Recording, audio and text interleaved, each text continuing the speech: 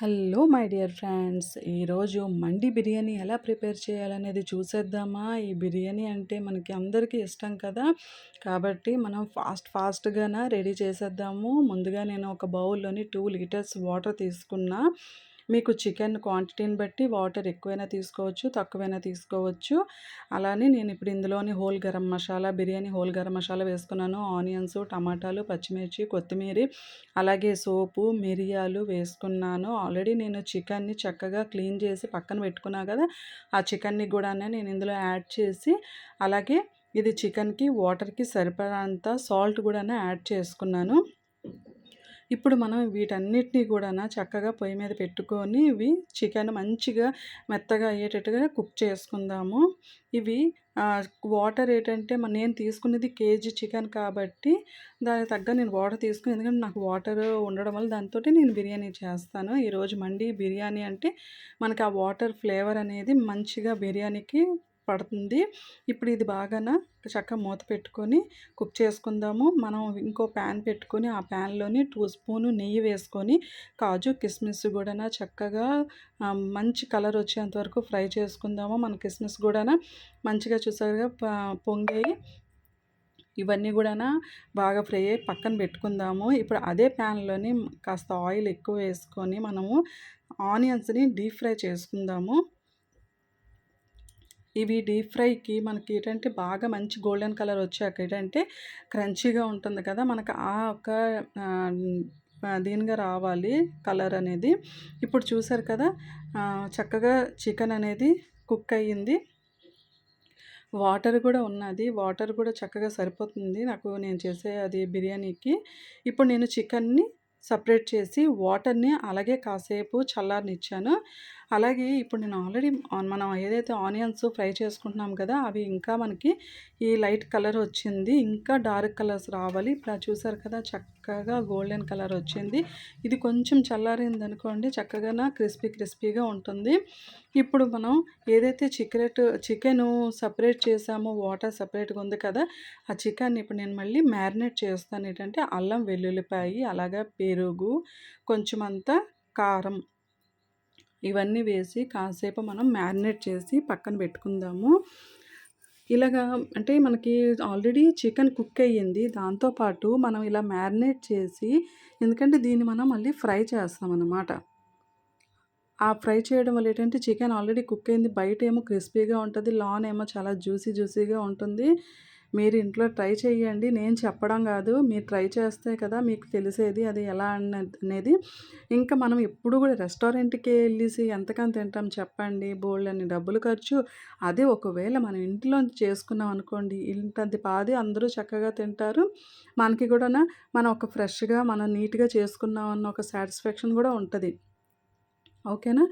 ఇలాగా చక్కగా నేను ఆ చికెన్ మొత్తం అంతటికి బాగా మసాజ్ చేస్తే ఆ మసాలా అంతా కూడా మళ్ళీ ఆల్రెడీ కుక్ అయిన దానికైనా సరే ఇంకా జ్యూసీగా ఉంటుంది. మీరు కూడా ట్రై చేయండి. ఇప్పుడు ఇది ఇలాగ మ్యారినేట్ చేశాను కదా, ఇది కాసేపు మనం మూత పెట్టుకొని పక్కన పెట్టుకుందాము. ఇప్పుడు నేను ఏదైతే చికెన్ సపరేట్ చేసే వాటరు అది చల్లగయ్యింది. ఇలాగ నేను మన చిన్న జాలి ఏదైతే ఉంటుందో అందులో నేను ఈ వాటర్ అంతా కూడా సపరేట్ చేసి, ఏదైతే మనకి టమాటా, ఆనియన్స్ ఇవన్నీ ఉన్నాయి కదా, కాస్త అంతా మనం ఇలాగా స్క్వీజ్ చేయడం వల్ల ఏంటంటే వాటర్ అంతా కూడా ఒక వేరే గిన్నెలోకి వచ్చేసింది. ఇప్పుడు చూసారు కదా, ఎంచక్కా వాటర్ సపరేట్ అయిపోయింది. ఇప్పుడు మనం అసలైన మండి బిర్యానీ స్టార్ట్ చేద్దాము. ఇప్పటి వరకు ఒక పార్ట్ అయ్యింది, ఇది సెకండ్ పార్ట్ అనమాట. మనకి ఇప్పుడు బిర్యానీకి కావాల్సినంత ఆయిల్ వేసుకున్నా. నేను ఇందాక మనం ఆనియన్స్ ఫ్రై చేసాం కదా, ఆయిల్ కూడా ఒక స్పూన్ వేసుకున్నా, అలాగే ఘీ వేసుకున్నాను. ఇప్పుడు నేను దీంట్లోని కొంచెం అంత ఆనియన్స్ చక్కగా స్లైసెస్ చేసుకున్న ఆనియన్స్ వేసుకొని, అల్లం వెల్లుల్లిపాయ పేస్ట్ కూడా వేసుకొని చక్కగా ఫ్రై చేసుకున్నాను. మనకి ఎక్కువగా ఏం ఫ్రై అవసరం లేదు, కొంచెం అల్లం వెల్లుల్లిపాయ పచ్చివాసన రాకుండా మనం ఫ్రై చేసుకుంటే సరిపోతుంది. ఇప్పుడు ఇది చక్కగా ఫ్రై అయినందుకు నేను కరెక్ట్గా తీసుకున్న క్వాంటిటీకి నాకు వాటర్ అనేది నేను 2 గ్లాస్ రైస్ తీసుకున్నాను, అది కడిగి పక్కన పెట్టుకున్నా. 2 గ్లాస్ రైస్కి నాకు 4 గ్లాస్ వాటర్ అనేది చక్కగా ఏదైతే చికెన్ బాయిల్ అయిన వాటర్ వచ్చిందో ఆ వాటరే నాకు సరిపోయింది.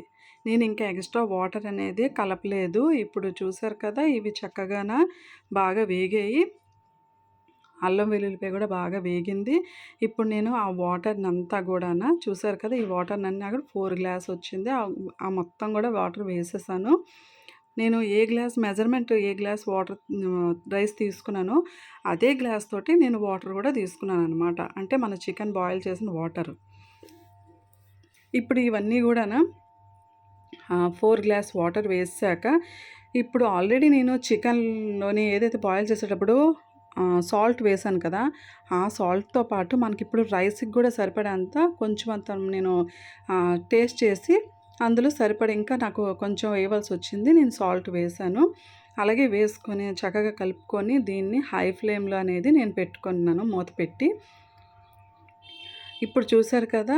చక్కగా హై ఫ్లేమ్‌లోని ఇది నాకు వాటర్ బాగా బాయిల్ అయ్యింది. ఇప్పుడు నేను ఏదైతే ఒక హాఫ్ అన్ అవరు రైస్‌ని నేను నానబెట్టి ఉంచాను కదా! ఆ రైస్‌ని ఇందులో యాడ్ చేసుకున్నా.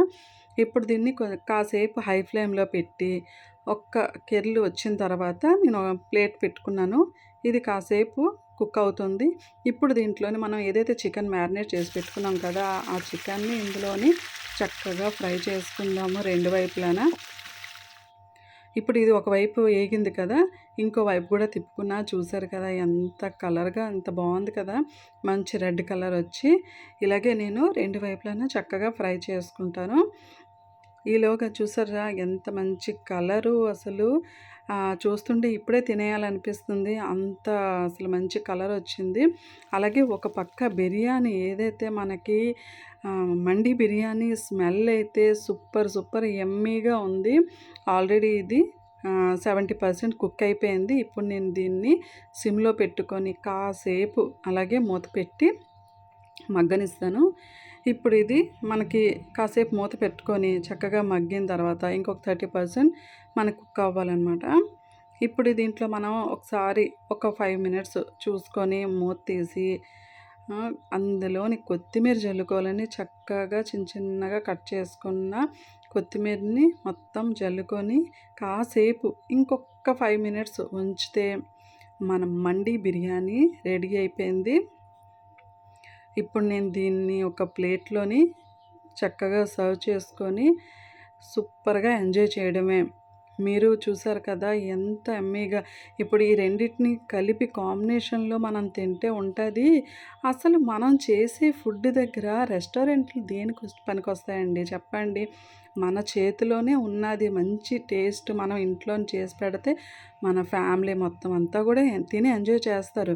ఇప్పుడు చూసారా అసలు అన్నం చూడగానే ఆ మెతుకు ఏదైతే ఉందో విడివిడిగా అంటే నేను చెప్పడం కాదు చూసిన మీరు చెప్పాలి. అసలు ఆ ఒక ఆనియన్స్, కాజు, కిస్మిస్ ఇవన్నీ కూడా నేను వెయ్యగానే అసలు సేమ్ అలానే ఉందా లేదా అనేది నాకు కామెంట్ సెక్షన్‌లో చెప్పండి.